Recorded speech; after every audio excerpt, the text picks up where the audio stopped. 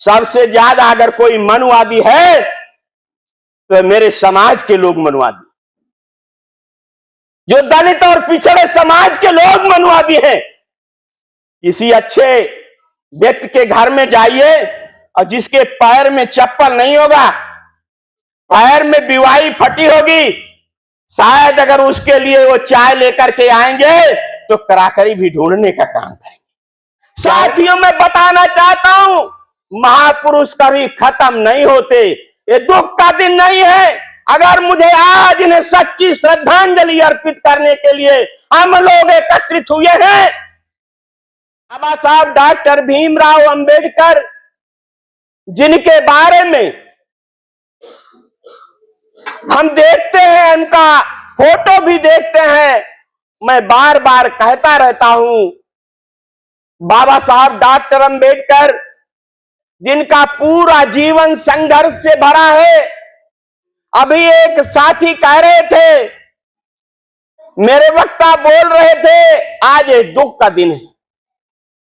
साथियों, मैं बताना चाहता हूं, महापुरुष कभी खत्म नहीं होते।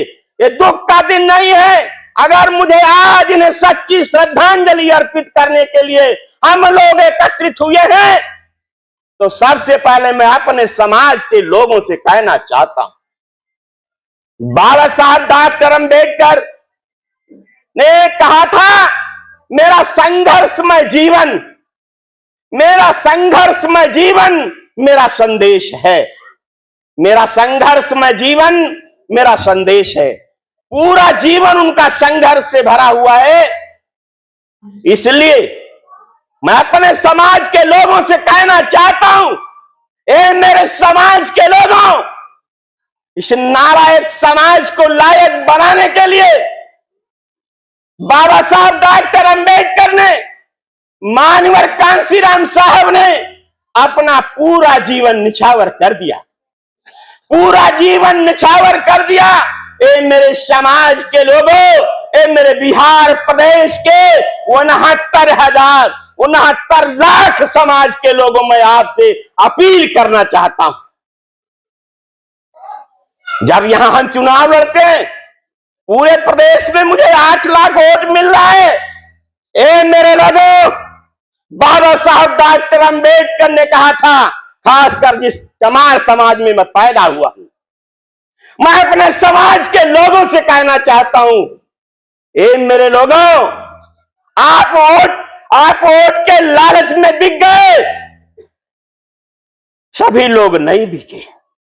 कुछ लोग पैसों के लालच में, कुछ लोग पदों के लालच में। मैं उन लोगों से कहना चाहता हूं, तुम्हें तो इस कोख में, अपनी मां के कोख में मर जाना चाहिए था। आज हम बाबा साहब अंबेडकर को अगर सच्ची श्रद्धांजलि अर्पित करने के लिए आए हैं, सच्ची श्रद्धांजलि अर्पित करने के लिए आए हैं, जो बाबा साहब डॉक्टर अंबेडकर ने, जहां पर हमें पानी पीने का अधिकार नहीं था, कपड़ा पहनने का अधिकार नहीं था, यहां तक अभी हम मनुवाद को कोस रहे थे।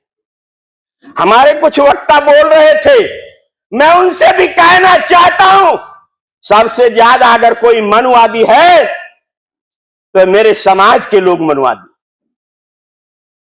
जो दलित और पिछड़े समाज के लोग मनुवादी हैं। किसी अच्छे व्यक्ति के घर में जाइए और जिसके पैर में चप्पल नहीं होगा, पैर में बिवाई फटी होगी, शायद अगर उसके लिए वो चाय लेकर के आएंगे तो कराकरी भी ढूंढने का काम करेंगे। क्या वो मनुवादी नहीं है? हम मनुवाद को कोसते हैं।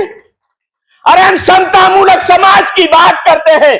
जिस मंच पर हमारे ब्राह्मण समाज के लोग बैठे हैं, जिस मंच पर हमारे क्षत्रिय समाज के लोग बैठे हैं, जिस मंच पर हमारे